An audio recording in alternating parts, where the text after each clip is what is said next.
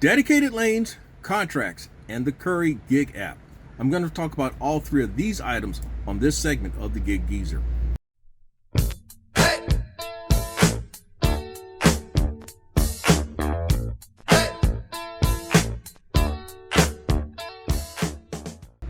If this is your first time checking out the Gig Geezer, or if you're a returning visitor of the Gig Geezer, thanks for coming by. And if you would not mind, hit that subscribe button, give my content a thumbs up, share my content among others, and I definitely welcome your comments in the section below. In recent weeks, I've noticed a lot of gig content creators are talking about how slow it's become in their respective markets. I've noticed how some drivers are talking about how it's been hard to gain access to specifically like the DoorDash app, in which you need to have it appears that for many of them now, they feel that they have to maintain that high acceptance rate so that they can have any access to getting onto the app to earn money. But if not that, let's say that you're on the app, I've noticed that drivers are talking about how it's been very slow. And I've shared this many a times though, but some of the main factors are that customers' buying and spending habits have changed. They're not spending the money that they spent on like DoorDash, Grubhub, Uber Eats, Instacart, and Ship It as they did 2 and 3 years ago, because there's not that necessity. And so for that reason, they're not tipping as much as they did 2, 3 years ago. They don't have that free money that was floating about as there was 2, 3 years ago. Another reason is that you can blame it on some of us content creators. Some of us are guilty of having glamorized how they have made all the money that they've made working the gig apps like the DoorDashes, Grubhub, Uber Eats, and the Instacarts. And you can also blame the gig apps themselves for their continuous advertising of how you can make so much an hour working these apps. And so they're selling you this pot of gold dream, when the reality is that there is no pot of gold working these gig apps. What you can do is, if you work them right, you can make a decent living out of it, but you have to really treat things as a business. And this is something that I've said consistently throughout the time I have had this Gig Geezer channel. In order to see business-like results, you have to treat this as a business. Now, another thing is the hypersaturation. Everybody and their 200th relative are now on many of these popular apps, is what I call them, the main apps, the DoorDash, Grubhubs, Uber Eats, Instacarts, and the Ship Its, and even Uber and Lyft. And so when you have that type of diluting of market, well then you're going to have people that will accept orders that they probably should not accept, even more so than it was 2 years ago. I want to tie it all together in these first few minutes of the Gig Geezer.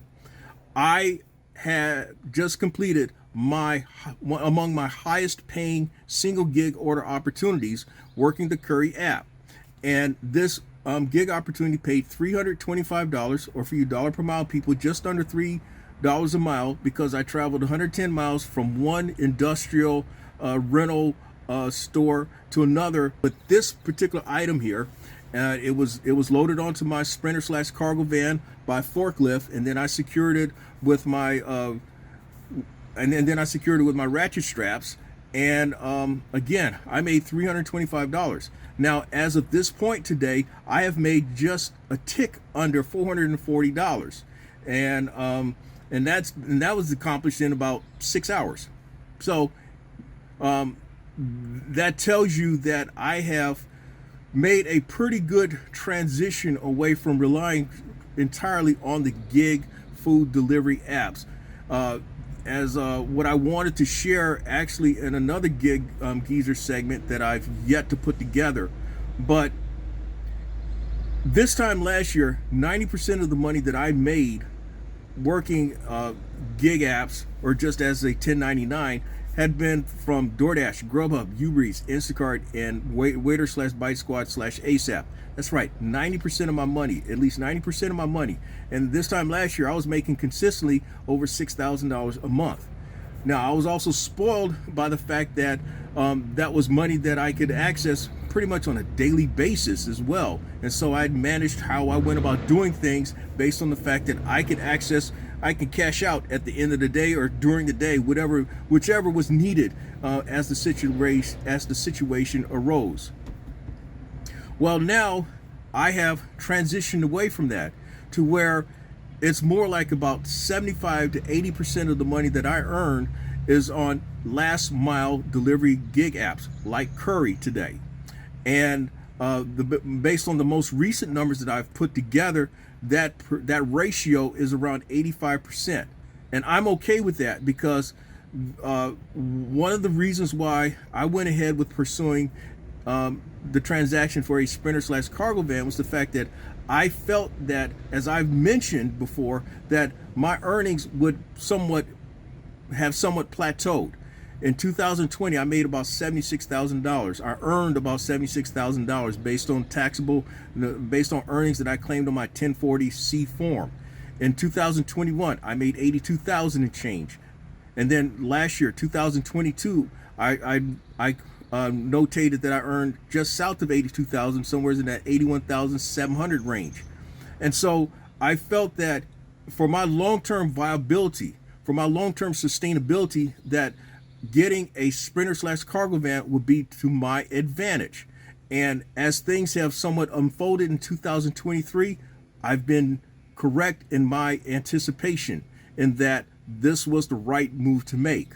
What I want to do at this juncture, and by the way, if you like the content that's been provided in this segment of the Gig Geezer or in any other segment of the Gig Geezer, hit that subscribe button, give my content a thumbs up, share my content among others, and I definitely welcome your comments in the section below. What I want to do at this juncture is to segue into what I had documented on the CURRI app while I had just picked up the order that I had completed. And then I also want to share towards the end of this segment my thoughts about having dedicated lanes and contracts, and then from that point, then I will wrap up this segment of the Gig Geezer. I am about 10 minutes removed from having loaded up on a CURRI order. This order is taking me 110 miles to the drop-off location, and I'm being paid $325 for it. So for the dollar per mile, folk, that's just south of $3 a mile. Probably could have gotten more for it, but I thought $325 was enough for me. I've already made just south of $115 before picking up this CURRI order. Now, I've been active on the CURRI app for about almost 3 months now, and I got to give thanks to Steve Rideshare Rodeo, Steve at Rideshare Rodeo, because it was through his contacts at CURRI that they were able to push my application through, given that initially I applied with my F-150, which had me on the eternal wait list. But when after Steve had invited me on a couple of his podcasts, he put me in connection with one of the CURRI reps, and what happened was I actually applied twice. The first one was under one email address with the F-150, and then I applied again under another email address with my Sprinter van. Well, the contact was able to get me onboarded just like that with the Sprinter van, because there's more of a priority for Sprinter vans and box trucks. Now, my account with CURRI is a little different from Steve's in that Steve is a driver, and Steve sees some really nice order opportunities. In that, if memory serves me correct, he did a Denver to Las Vegas for $1,500, and most recently, a guy whom I know in the Columbia, South Carolina metropolitan area was offered $1,900 to drive from Charlotte to someplace in Arkansas. Now, he said he would not have done it. I would have said, I'll be sending you some screenshots from Arkansas or wherever the fuck I am along the way. And I'll just leave it at that. But with the driver account, you see offers like that. I have what is called a courier account, a carrier account. And so what distinguishes my account is that they use my US DOT number and my MC number. And if you recall this particular segment of the Gig Geezer, I talked about having my authority now for 90 days. Well, that MC number is one of the distinguishing characteristics of having an account like this. In fact, technically speaking, I need to have an MC number to transport items across state lines for pay. This would be one of them. And so the offer amount on this particular order actually came in at $250. And when you get offers as a carrier, you get two numbers. You get what's a bid number. In fact, you have to bid for these. Well, even though you get an offer coming to you by text message, the bid amount is what they say that you will get more than likely. But then there's a lower number that guarantees you getting the bid, getting the offer, and it's slightly less. It's probably like 5% less. Well, I'm like, given that I was actually on another order and offer, I saw it at $250. And it's been my experience now that this being my fourth CURRI order now. The first one I accepted at the number lower, which is by mistake, not knowing any better, just because it was a bad day and I was like, I need to make some money. So ultimately though, I put in for an adjustment after completing that order. In fact, this particular order was on the day that what happened here with this bungee fucking order. That's one of the reasons why I was unable to return an hour and a half to almost 2 hours to rectify the situation on the bungee order, because I had already committed myself to this CURRI order, my very first one. And that was delivering a pallet of cement. Well, anyway, I know that I'm getting to the point. I'm getting to the point, y'all. So bear with me here. Now, the second one that I got, I put in for the bid number. It was like a day or so later, and they came back and said, you got it.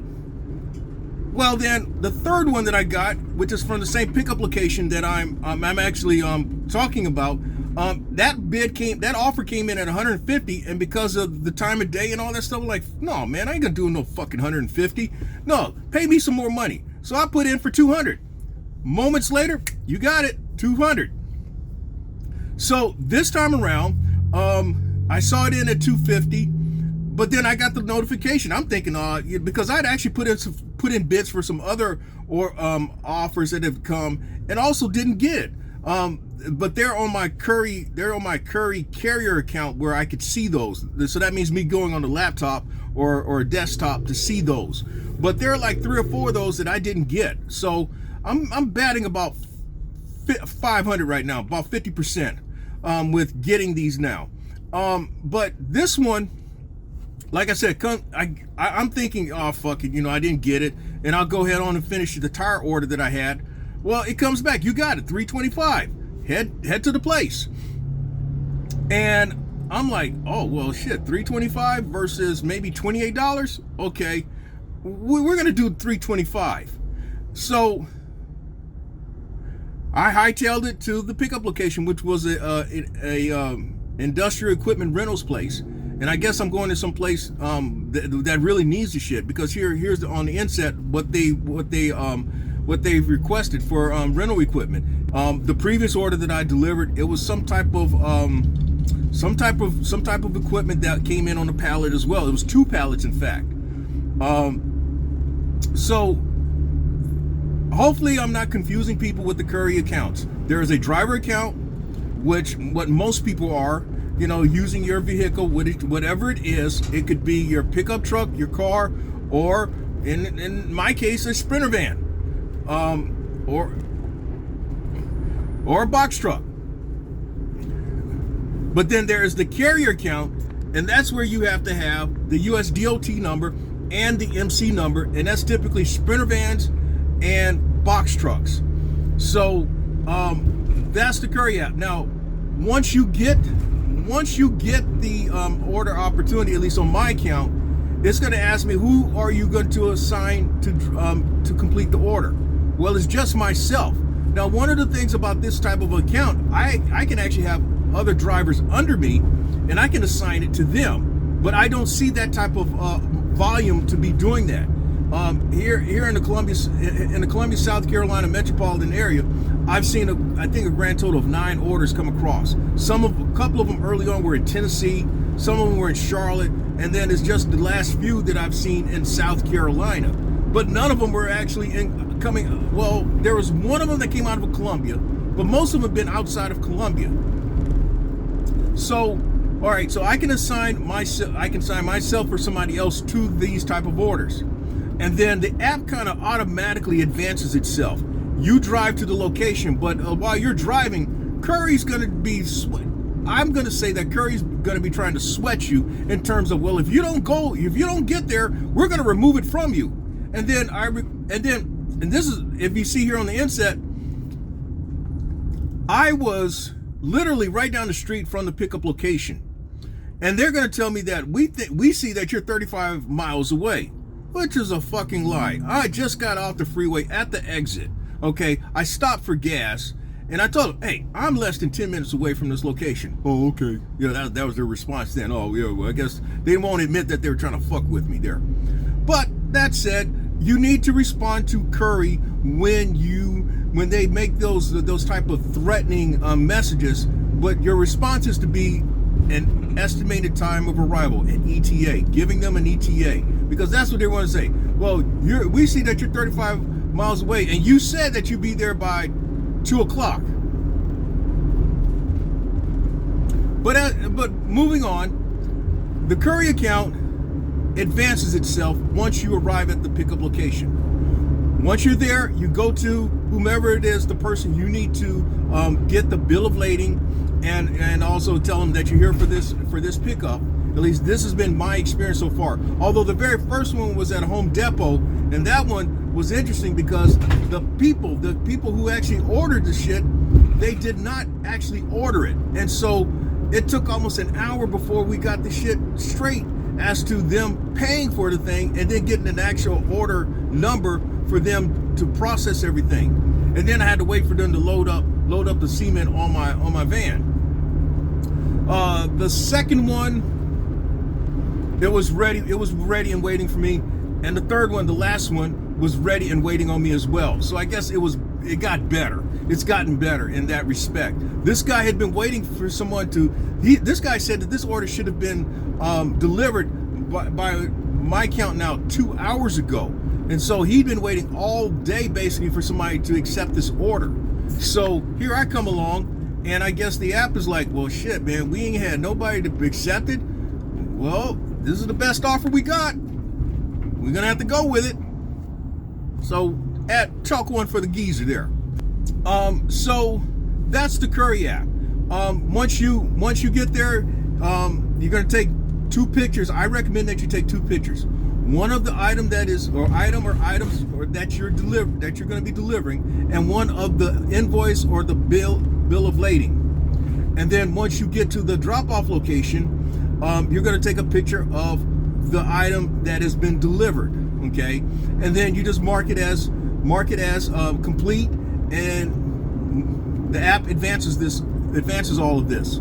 So there's not a lot that you have to really work the app. One good thing about the Curry account is that, or at least my Curry account, and I'm pretty sure with others, you can actually cash out upon completing the order. That's a good thing. And so today, $325 is coming very handy right now. Now, that's all I had to share for the Curry app. There's some other things that I kind of want to talk about because I got about an hour and a half to drive to the drop-off location, and I'm not going to spend an hour and a half talking though. But what I want to talk about is what are the advantages or disadvantages of having a dedicated route or a contract. Now, I've seen a lot of folk talk about them getting contracts, and I hope that I'm not coming across as some arrogant old son of a bitch. Okay, that's not my intent here. But I see content creators talking about them wanting to get contracts. And contracts, and I've actually had someone recently to suggest that, hey, what you need to do is get you some contracts and get some drivers under you, and that's how you scale up your business. Well, that's one way of scaling up your business, okay? There are other ways of scaling up your business. As I learned when I was a computer science major, there's more than one way to write that program. There's no single way, there's no single correct way of writing a program. So long as the program works, that's what matters. And so,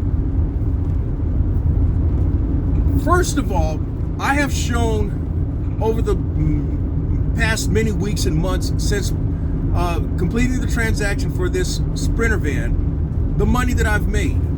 I'm averaging over $7,000 a month, okay? And I've earned, as of yesterday, May 8, 2023, over $32,000 this year.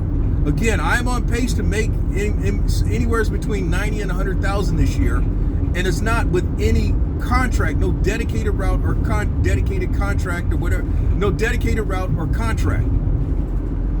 What I know about contract and what I have kind of bounced off with some people whose experience that I respect, they pointed out, yes, contracts are good, they're fine, okay, but there's a couple catches that you have to be mindful with a contract. You sign a contract and you're saying that for this pay, whatever it is, that you're going to do whatever work that is asked of you on that daily or weekly or monthly basis. And so if you can't cover that day, then you're going to have to find, if you can't complete that route that day, or your driver can't complete that route that day, you've got to find somebody to cover that, or it may cost you money. And if you continue to have issues like that, it could cost you the contract in its entirety, okay? But there's another thing about contracts that I've been rather ambivalent about really pursuing them. I've got a contract, and the contract that I have, which is a shameless plug, one in which I can dispatch orders, tire distributive orders, and a Lowe's home improvement orders to drivers within a 90 to 100 mile range. At least that's my preferred area. That's by contract, but I'm under no concrete obligations with it. I can accept or dispatch any orders that I want, okay? The main thing for me with that contract is making sure that the orders, once you've accepted them, you deliver them in a timely manner. Now, there may be a time or two where you have to cancel out, and that happens. But if I'm in front of a computer and I see that you're fucking around, I may just unassign you and give it to somebody else. But I'm rarely in front of a computer to do those type of things. So that's my contract situation. But with contracts, that's what you have to deal with. Now, the other thing that I've had to deal, that I've kind of looked at with contracts. Now, in fact, if you look at this segment of the Gig Geezer, I spoke about medical courier contracts, and I shared that I'd seen some situations in which they didn't make any sense for me.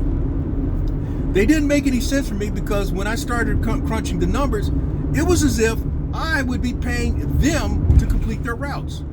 Most recently, I tried to get on with a company where it was a one day a week route. It was on Sunday nights. It was going to pay $315. We get about like 5-10 minutes into the interview, and they asked me where do I live. I told them Columbia, and they said, well, you're not within 30 minutes of the area where the contract really originates, so we can't do anything. So I hung up. I ain't even give them a chance to say goodbye. I just hung up. There was another route like that with medical courier. There was another medical courier route that I noticed. It was out of Greenville on the other side of the state. But with that route, you're actually based out of Greenville, but according to the description, you had to drive to Atlanta, which was like 2 hours from Greenville, to pick up your items, then drive back from Atlanta, and then deliver your shit. That didn't make any sense. But I mentioned about, what I mentioned about was the money that where I'm at financially, at least what I earn, okay? I'm gonna leave it at that because I know there's always a stickler asshole that's gonna talk about, well, you really don't earn that type of money. But I've answered that on this particular segment of the Gig Geezer, and this particular segment of the Gig Geezer when it comes from the tax perspective. Moving on. Because of what I earn, many of these contracts don't make any sense to me, even if it's a courier route. I actually talked to a company that was based out of North Carolina, or at least they're always looking for drivers, okay? And their contracts per week run anywhere from $600 to $1,200 a week. I'm averaging over 7 G's a month. That's over 16. That's at least 16 to almost 1,700 a week that I'm making. I'm making somewhere in there 16, 1,700 a week on average. Why am I going to take something like that? The same thing with some of these other medical courier routes that supposedly are paying like $150 to $200 a day. I'm averaging over $250 a day, closing in on $300 a day. Why am I going to take something like that? I understand that there's something of the comfort of having a contract when things are slow, when you're trying to work apps. But this is where I always talk about diversify, diversify, diversify. Strategize, strategize, strategize. If you're constantly looking ahead, you won't have that issue. You may not have that issue. I can't say that you won't, but you may not have that issue. And a lot of it too has to deal with the market and what are you willing to do to make things happen. Okay, me being in the Columbia, South Carolina metropolitan area, there are days where Columbia is good, but there's a lot of days where Columbia isn't all that good. And Columbia is a place, as we're entering the summer, Columbia is a place where people be trying to leave. I mean, with the university out for the spring now, with the kids have gone home, Columbia is almost a ghost town. And at this time of the year, Columbia is a hard place to work gig apps, because you got the people that soon will be getting who work the schools. They're going to be out. Your school bus drivers are going to be trying to get on the apps. You got maybe some teachers that are going to try to get on the apps. You're going to have other school employees trying to get on the apps. And then there are the people at the university. What I'm getting at, Columbia is not a place where you come to vacation. Columbia is a place you try to leave. But for those who are here, they're going to be trying to get their hands on anything that they can, man. And the thing is, everybody's going to be trying to get on DoorDash, Grubhub, Uber Eats, and Instacart, and maybe Spark and Ship It. Those 6 or 7 apps, everybody and their 200th relative are going to be trying to get on that app. And so you have to put yourself in a position where you're not going to, where you're going to have to put yourself in a position where that you always have options. That's what I'm getting at here. Now, how does that relate? How does that pertain to contracts? If you have a contract and you feel that that's something to fall back on, yes, good, fine, okay. But if you're making a certain type of money and you're looking at what the contract is paying and what you're making, the contract may not be a good situation. Now, here's another thing. What I'm getting at. Now, if I were on a contract, let's say if I were to have commit myself to a Federal Express route, which they don't do, what I could do if I were working under a contractor, so I'd be subcontracted under them as technically an employee of theirs.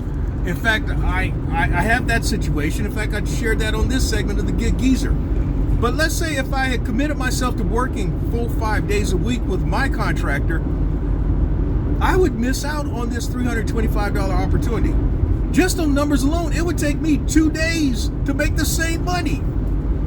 And I've already shared that me doing Federal Express is basically a pay cut. I only do it because of my relationship with the contractor. In fact, today I had 2 catering order opportunities to start out. I ended up completing one of them. I ended up backing out the second catering opportunity because it just didn't fit right with what all I was doing. Because I have the flexibility, not being under a contract, to look for opportunities on apps or whatever may come my way. And as it turned out, I had a roadie opportunity that complemented a point pickup that I started out the day with. And so I was already plus $38, knowing that once I completed the point pickup, I had the catering opportunity, and that was paying $36. So I'm at 70, 74, 75. Initially, I had the second catering opportunity. I was going to pay probably anywhere between $38 and $40. So I'm around $115 looking at that. But then I happened to find a roadie that was paying the same money but keeping me close. So I got out of that second catering opportunity and took the roadie, and I'm still at the same money. Okay, if I'm doing Federal Express, guess what? I'm dealing with stop number, by that time of day, I'm probably dealing with stop number 20 something, 30 something out of probably 75 to 90, because anywhere in upwards of 90, because of this week being what, Mother's Day coming up. There's a lot of Mother's Day volume coming, and so yeah, there are advantages to contracts, and then there's disadvantages to contract. If you're someone like me who likes to keep your options, a contract isn't a good thing. If you're looking to have something to fall back on, a contract is okay. There's nothing wrong with that. There's no shame in either game. It's just how you want to go about doing your business. So when I get back with you, it's going to be once I completed the CURRI route, and I'll also have some final thoughts on contracts or not having contracts. And if you like the content that's been provided in this segment of the Gig Geezer or in any other segment of the Gig Geezer, hit that subscribe button. Give my content a thumbs up. Share my content among others, and I definitely welcome your comments in the section below. I'm back to where I started. And so I have shared a lot of stuff in this particular segment of the Gig Geezer. And hopefully some of the things that I've shared with you may help you make your best decision in terms of how you're going to go about working gig apps, be it as a full-timer as I am, or even a part-timer, or even if you want to consider still the Sprinter/cargo van avenue. The bottom line is that you have to, and I said it in the onset, and I'm going to say it again. If you want to see business-like results, you have to treat this as a business. And it can't be you thinking that things are just going to fall into your lap. Because you have a van, opportunities are just, you think it's going to rain from the sky, opportunities. It doesn't work like that. Yesterday, for example, I made $212 in 7 hours. And the pace of things was slow. But it was a matter of me being in a position where I had options, working multiple apps, but also not sitting on my ass and just keep plugging and grinding away until I got to the point where I made the money that I made yesterday. Today, the things were busier in the Columbia, South Carolina metropolitan area. And by the way, I'm still not finished with today. So whatever my final number is, it will appear here. The fact is that I am always looking for that next money-making opportunity. In this particular segment of the Gig Geezer, I said, when money calls, what do you do? And so that's the thing. You have to constantly be on alert for that money calling opportunity. And if you're not on alert, if you're asleep, then it's going to pass you right by. That's the nature of the gig economy. That's the nature of business. And so with that, this is yet another segment of the Gig Geezer. Again, if you like the content that's been provided in this segment or in any other segment, hit that subscribe button, give my content a thumbs up, share my content among others, and I definitely welcome comments in the section below. I'm Inwood Lane, and as always, may your grind and may your hustle continue.